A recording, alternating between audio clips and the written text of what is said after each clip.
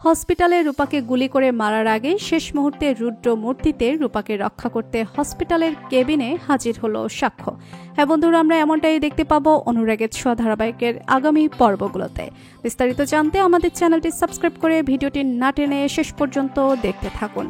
বুঝতে পারে রূপা কুমারকে গুলিটা আড়াল থেকেই মিশকাই করেছিল, তাই রূপা নিজের মুখটা ঢেকেই মিশকার কেবিনে ঢুকে পড়ে এবং মিশকার দিকে রুদ্র মূর্তিতে তেড়ে যায়। মিশকাকে বুঝিয়ে দেয় মিশকার চাল সে ধরে ফেলেছে। তবে মিশকা রূপাকে বলে সে নাকি অসুস্থ, তার পা নাড়াতে পারছে না, কোনোভাবে সে হসপিটাল থেকে কোথাও যায়নি, কারণ সে উঠতেও পারছে না। তবে রূপা খুব ভালো করে বুঝতে পারে সবটাই মিশকার চাল, তাই রূপা হাতে একটা ছুরি নেয় এবং সেটা দিয়ে মিশকার পায়ে আঘাত করতে যায়। ভয় পেয়ে মিশকা লাফ দিয়ে ওঠে এবং বেডের থেকে নিজেই নিচে নেমে পড়ে। রূপা মিশকাকে বলে, দেখলে তো মিশকান্টি, তোমার কিচ্ছু হয়নি, আর তুমি ওই জানালা দিয়ে বেরিয়ে গিয়েছিলে, আর তারপরেই তুমি কুমারকে গুলি করেছো।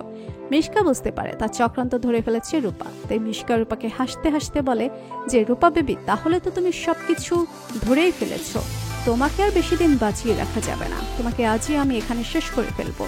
কেউ বুঝতে পারবে না যে তুমি এখানে মরেছো, কারণ কেউ তো জানেই না যে তুমি এই কেবিনের মধ্যে ঢুকেছো। এই বলে রূপার দিকে বন্দুক তাক করে মিশকা।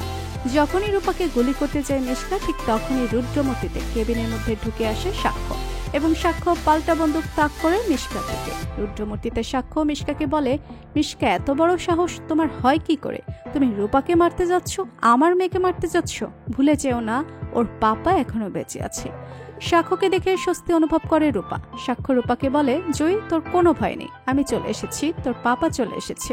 আমি যখনই নিউজটা দেখেছি তখনই বুঝতে পেরেছি তোকে কেউ ফাঁসিয়েছে, আর সেটাই মিশকা সেন ছাড়া আর কেউ নাই। তাই আমি সোজাই হসপিটালে এসেছি মিশকাকে ধোলাই করে সব স্বীকারোক্তি নেওয়ার জন্য।